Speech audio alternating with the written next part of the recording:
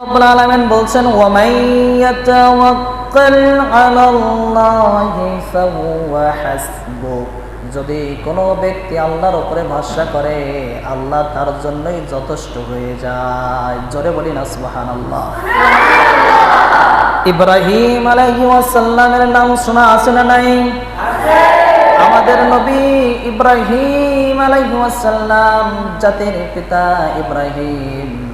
ইব্রাহিমকে নমরুদ বললেন ও ইব্রাহিম, তোমাকে আমি খুব সুন্দরভাবে বলতেছি, ভালোভাবে বলতেছি, শোনো, তুমি আমার পায়ের নিচে সিজদা দাও, আমার গোলামি করো, আমার দাসত্ব করো। ইব্রাহিম বললেন না না না, যার হাতে আমার জীবন রয়েছে তার গোলামি চলবে, যে জীবন নিতে পারে, যে জীবন দিতে পারে তার গোলামি চলবে, তাছাড়া অন্য কারোর গোলামি চলবে না।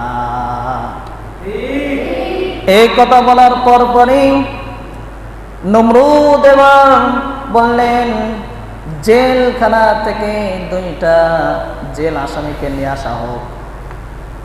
জেলখানা থেকে 2টা জেল আসামি নিয়ে আসার জন্য পুরোহিতকে বলা হলো।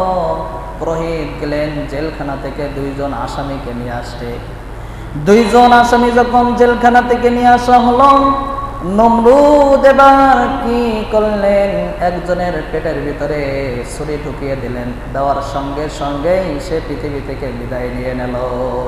আর একজনকে এমন ভাবে ধরলেন, ধরে তাকে ছুরিটা তার গলার কাছে নিয়ে যাওয়া হলো, নিয়েই পোজ দেবে না দিয়েই ছুরিটা ফিরিয়ে নিয়ে আসা হলো। নিয়ে এসে এবার বলতেছে ও ইব্রাহিম, দেখো দেখো, আমি একজনকে মেরে ফেলেছি, একজনকে দুনিয়া থেকে বিদায় দিয়েছি, আর একজনকে আমি বাঁচিয়ে দিয়েছি। আমি মৃত্যুও দিতে পারি, আমি বাঁচাতেও পারি। এভাবে যুক্তি কাটাচ্ছে ইব্রাহিমের সাথে। ইব্রাহিম বলছে না না না, চলবে না। ইব্রাহিমকে বলা হলো, ইব্রাহিম, এই যে জ্বলন্ত আগুন দেখতেছো, এই জ্বলন্ত আগুনের ভিতরে তোমাকে নিক্ষেপ করব। আর একবার সুযোগ দিলাম, দেখো, আরেকবার সুযোগ দিলাম, আমার গোলামি করবা কিনা দেখো, আমার দাসত্ব করবা কিনা দেখো। ইব্রাহিম বললেন না না, কখনো সম্ভব নয়। হাসবুনাল্লাহ, আমার জন্য যথেষ্ট কে? আমার জন্য যথেষ্ট আল্লাহ, আমার জন্য একমাত্র সাহায্যকারী আল্লাহ, আমার অভিভাবক একমাত্র আল্লাহ সুবহানাহু ওয়া তাআলা। এই কথা বলার সঙ্গে সঙ্গেই ইব্রাহিম আলাইহিস সালামকে কি করলেন, ফাআন্নাকুম ফিন্নার, ইব্রাহিম আলাইহিস সালামকে রশি দিয়ে বাঁধা হলো। বিশাল রশি দিয়ে ইব্রাহিমকে বাঁধা হলো। বাঁধার পরে যখন ইব্রাহিম নমরুদের গোলামি করতে রাজি হলো না, তখন ইব্রাহিম আলাইহিস সালামকে এমন ভাবে রশি দিয়ে বেঁধে, সুন্দর করে রশি দিয়ে বেঁধে জ্বলন্ত আগুনের ভিতরে ইব্রাহিম আলাইহিস সালামকে নিক্ষেপ করলেন। ইব্রাহিম আলাইহিস সালামকে যখন আগুনের ভিতরে নিক্ষেপ করা হলো, বিশাল আগুন দাউ দাউ করে জ্বলতেছে। ইব্রাহিম আলাইহিস সালামের স্ত্রী কান্নাকাটি শুরু করে দিল। ইব্রাহিম আলাইহিস সালামের যারা অনুসারী ছিলেন কান্নাকাটি শুরু করে দিল। এদিক থেকে আল্লাহ সুবহানাহু ওয়া তাআলা আগুনকে আদেশ দিলেন, ও আগুন, আমার ইব্রাহিমের জন্য তুমি ঠান্ডা হয়ে যাও। ও আগুন, তুমি আমার ইব্রাহিমের জন্য এতটা ঠান্ডা হয়েও না যেন আমার ইব্রাহিম আবার শরীর খারাপ হয়ে যায়। এমনটা ঠান্ডা হয়ে যাও যাতে আমার ইব্রাহিমের জন্য শরীর খারাপ না হয়, আমার ইব্রাহিম যেন সে অসুস্থ না হয়ে পড়ে। ইব্রাহিম আলাইহিস সালামের জন্য এতটুকু যথেষ্ট হয়ে যাও। ও আগুন, তোমাকে আমি আদেশ দিচ্ছি, তুমি এতটুকু তুমি আমার ইব্রাহিমের জন্য হয়ে যাও, যেন আমার ইব্রাহিম সেখানে শান্তিতে থাকতে পারে। এই কথা বলার সঙ্গে সঙ্গে আগুন কাজ শুরু হয়ে গেল। আগুন যত লাকড়িগুলো আছে, যত লাকড়িগুলো দিয়েছে, সব লাকড়িগুলো কি হতে লাগলো, সব লাকড়িগুলো পুড়ে ছাই। আগুন জ্বলতেছে, জ্বলতে আছে, বিশাল আগুন। ইব্রাহিমের গায়ে যে বিশাল এক রশি দিয়েছিল, রশিটাও গিয়েছে পড়ে, কিন্তু ইব্রাহিমের গায়ের একটা পশম পর্যন্ত কিছুই হয় নাই। আনন্দ উৎফুল্ল কয়েকটা দিন ইব্রাহিম আলাইহিস সালাম আগুনের ভিতরে থাকলেন।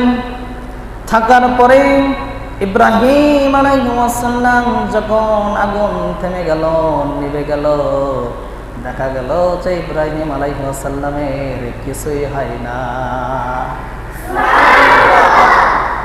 ওখান থেকে কয়েকজন ইসলাম গ্রহণ করলো, ঈমান আনলো, এবং ইব্রাহিম আলাইহিস সালাম ইতিহাসের ভিতরে বর্ণনা এসেছেন তিনি প্রায় 40 দিনের মতন ওই আগুনের ভিতরে ছিলেন। কতদিন? 40 দিনের মতন ওই আগুনের ভিতরে ছিলেন। তার নাতি পুতিরা যখন হয়েছিল তখন তাদের সাথে গল্প করতেছে, আর ইব্রাহিম বলতেছে, আমি যখন ওই আগুনের ভিতরে ছিলাম তখন যে আমি এত শান্তিতে ছিলাম, এত ভালোভাবে ছিলাম, অন্য কোনো সিচুয়েশনে, অন্য কোনো অবস্থায় আমি এত শান্তিতে ছিলাম না। ইব্রাহিম ভরসা করেছিল কার উপরে? ইব্রাহিম বলেছিলেন, হাসবুনাল্লাহ ওয়া নি'মাল ওয়াকিল, নি'মাল মাওলা ওয়া নি'মান নাসির। আমি সর্বদা আল্লাহর উপরে ভরসা করি, আল্লাহ আমার জন্য যথেষ্ট। আমি আল্লাহর উপরে নির্ভর করি, আল্লাহ আমার শ্রেষ্ঠ অভিভাবক। আমি আল্লাহর উপরে আস্থা করি, আল্লাহ আমার শ্রেষ্ঠ সাহায্যকারী। তিনি ছাড়া আমাকে কেউ সাহায্য করতে পারবে না। ইব্রাহিম আলাইহিস সালাম সেখান থেকে বেঁচে গেলেন, আগুন কোনো ক্ষয়ক্ষতি করতে পারল না। নমরুদ তো এবার জ্বলে পড়ে ছারখার হয়ে গিয়েছে, বলতেছে কি হলো, ইব্রাহিমের তো কোনো ক্ষতি হলো না। এবার নমরুদকে শেষ করার জন্য আল্লাহ প্ল্যান করেছেন। কে প্ল্যান করেছেন?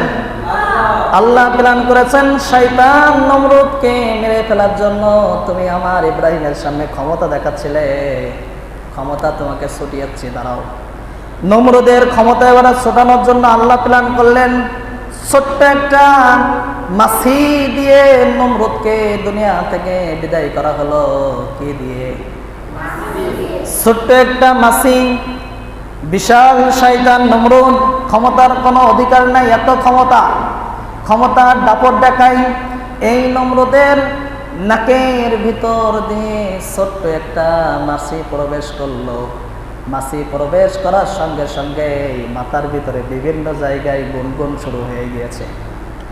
নমরুদ আর বসতে পারে না, নমরুদ আর খেতে পারে না, নমরুদ আর শুতে পারে না, সব সময় অশান্তি ভোগ করে, নিজে নিজে মাথায় চড়াতে থাকে, নিজের গায়ে চড়াতে থাকে, নিজের মুখে চড়াতে থাকে।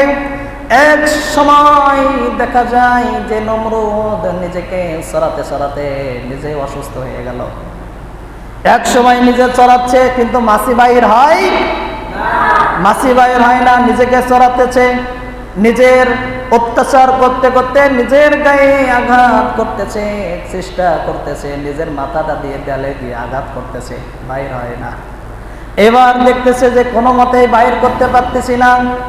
এরপরে তার চাকর বাকরদেরকে ডাকলেন, পুরোহিতদেরকে ডাকলেন, তার বংশে, তার রাজা বংশের যত মানুষরা আছে সবাইকে ডাকলেন। ডেকে বলতেছে, তোমরা এদিকে আসো, এসে তোমাদের গায়ের হাতে যা আছে তাই দিয়ে আমাকে পিটাও। তাদের পায়ে ছিল জুতা, জুতা নিয়ে নমরুদের মাথায় গায়ে পিটাতে শুরু করলো। তারা বলতেছে, পাইছি, সারা জীবন তুই আমাকে এতভাবে অত্যাচার করেছি, সারা জীবন নমরুদ তুই আমাকে কতই শাস্তি দিয়েছি, কত আঘাত করেছি, আজকে নমরুদ তোকে ফাঁকে পাইছি, আজকে তোকে পাইলাম। পাওয়ার সঙ্গে সঙ্গেই যত তার রাগ আছে সব রাগ জুতা দিয়ে পিটানো শুরু করলো। নমরুদকে জুতা দিয়ে পিটানো শুরু করলো। পিটাতে পিটাতে এক সময় দেখা যায় নমরুদ আর নাই, নমরুদ দুনিয়া থেকে বিদায় নিয়ে চলে গিয়েছে। এভাবে বোঝা যাচ্ছে যারা ইসলাম নিয়ে খেল তামাশা মনে করবে, ইসলাম নিয়ে যারা গাদ্দারি করবে, ইসলামের বিপক্ষে থাকবে, ইসলামের শত্রু যারা হবে, নমরুদের মতন ছোট্ট একটা পিরানি দিয়েও আল্লাহ তাদেরকে দুনিয়া থেকে বিদায় করতে পারে। ঠিক কিনা? এজন্য গাদ্দারি, রাহাজানি, এই সমস্ত দাপট আমাদের চলে না। দাপট দেখাতে পারে একজন, তিনি কে? এজন্য আল্লাহ রাব্বুল আলামিন বলেন তাবারাকাল্লাযী বিয়াদিহিল মুলকু ওয়া হুয়া আলা কুল্লি শাইইন কাদির। চলে বলিন আল্লাহু আকবার। আল্লাহ রাব্বুল আলামিন বলছেন সমস্ত রাজত্বের মালিক একমাত্র আল্লাহর হাতে। ওয়া হুয়া আলা কুল্লি শাইইন কাদির, তিনি যা ইচ্ছা তাই করতে পারে, তার ক্ষমতার সাথে কারোর ক্ষমতা তুলনা হয় না।